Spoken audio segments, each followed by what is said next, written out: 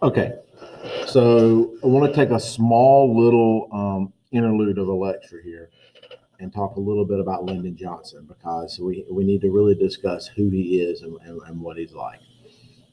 Lyndon Johnson is John Kennedy's vice president.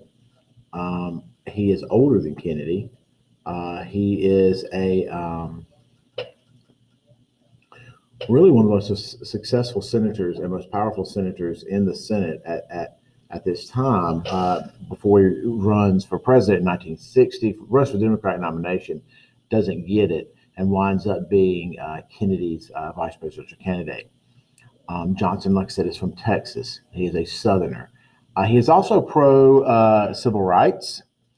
He is uh,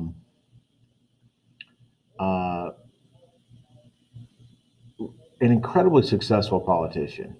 That's one way to put it. Johnson, it's kind of an interesting personality. Just to talk about him as a personality. Um, excuse me. Johnson likes to. He's an excellent person at the politics of being a politician. He likes to. He likes to have. He likes to politic. He likes to talk. He likes to twist people's arms. He's a very large man, tall, um, pretty big frame. He was known for getting nose to nose with people when he's having a conversation. He was incredibly profane, talking about just using profanity left and right. He'd get right up on people's face and use his physical presence to kind of intimidate them and kind of talk down to them. He was famous for when he knew he was going to have a difficult negotiation with somebody, or he was going to, you know, be negotiating with somebody, he would eat raw onions or raw garlic before going into the negotiation. So then he would get right up in people's face and he would have this atrocious breath intentionally in an effort um, to gain an upper hand in the negotiations, in the conversation. He would back people against walls with his presence and with his breath, that kind of stuff. He was known for if he's having a meeting with his advisors, he doesn't like the way the meeting's going with certain people, he would just move the meeting into the White House bathroom and he'd sit on the pot, drop the kids off at the pool, so to speak, using the bathroom and make the. And so he here is the president, pants around his ankles, having a bowel movement, and he would expect the people in the meeting to come into the bathroom with him. As you can imagine, they probably were willing to agree to whatever he was saying very quickly just to make it be over. He also was known. The White House has an indoor pool. He was also known for moving meetings to the indoor pool, where he would strip down naked and skinny dip in the pool, while he expected the aides to kind of stand on the pool, or whoever the meetings with have this continue to have this conversation. So again, he's very good at physically making people uncomfortable to get them to say yes to what he wants, to make that uncomfort end. He had open heart surgery. He famously had when a reporter asked him about his surgery, he unbuttoned his shirt and showed him the scar in a press conference. So he was kind of a big, larger than life kind of personality. Politically, he wants to domestic policy. I struggle with where to put this kind of into the lecture. I don't want to do a whole unit on Johnson. Whatever we could. Don't. It's not really post-war America. That kind of ends with Kennedy. Anyway, he comes up with this program called the Great Society.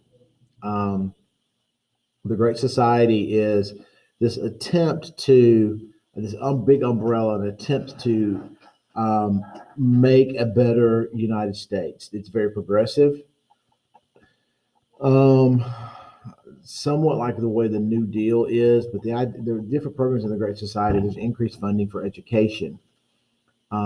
Medicare and Medicaid are created under the Great Society, right? So Medicare, which is national insurance for the elderly, Medicaid, which is excuse me, insurance for people who can't afford it. There are other programs like that to help people um, with government services. There's also he declares what's called a war on poverty. This attempt to try to bring large portions of America up to the standard that the rest of America is having.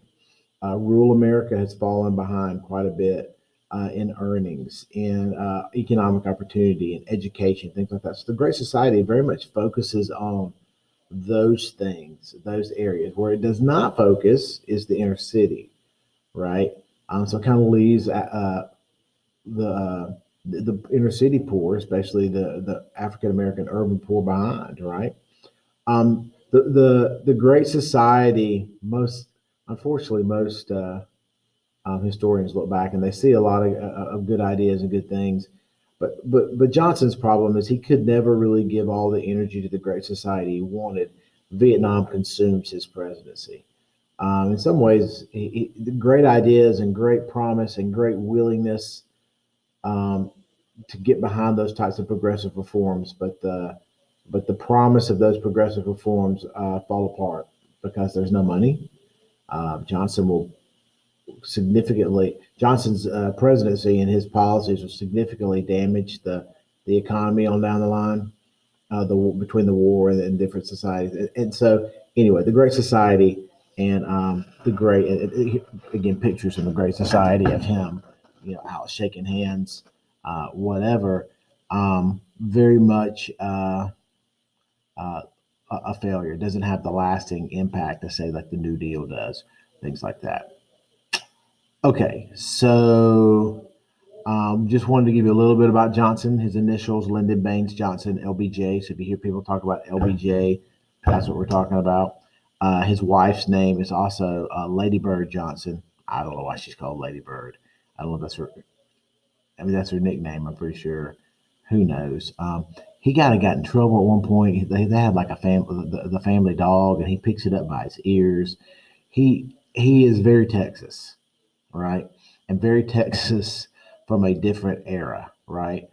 Um, anyway, um, but his his wife's initials are LBJ as well. Anyway, so if you hear LBJ or see LBJ, it's talking about Lyndon Baines Johnson, Lyndon Johnson.